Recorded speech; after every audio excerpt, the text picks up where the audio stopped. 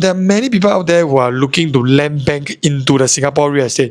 Buying with the intention just to hold, right, it results into an effect of land banking. And the reason why government do not want people to land bank is because if you buy a property and you hold for 15 years, this will result into the younger generation being priced out of the market. The government is always saying one thing: we hope that every single person has the opportunity to buy. And that is when the government came out with the additional buyer stamp duty, meaning to say that if you are buying a second property, you will be subject to a 3%. And subsequently, the buyer stamp duty actually went up. And if you are a foreigner, that is when the government came out in December 2011, a 3% ABSD, that means on top of the buyer stamp duty, you need to pay 3%. And for foreigners buying any residential property in Singapore, you are subject to a 10%. That was when the government was very clear. If the market is uncertain, foreigners will just take their money and run. However, if you are a Singaporean, right, even if the market crash, you most likely will not want to sell all your investment and run away. And that is why the foreigner stamp duty is actually very high. If you ask me, they took precedence from back then Asian financial crisis. That was when the government realized that if you sell to Singaporeans, it's still not so bad. However, we slapped a 3% to curb land banking.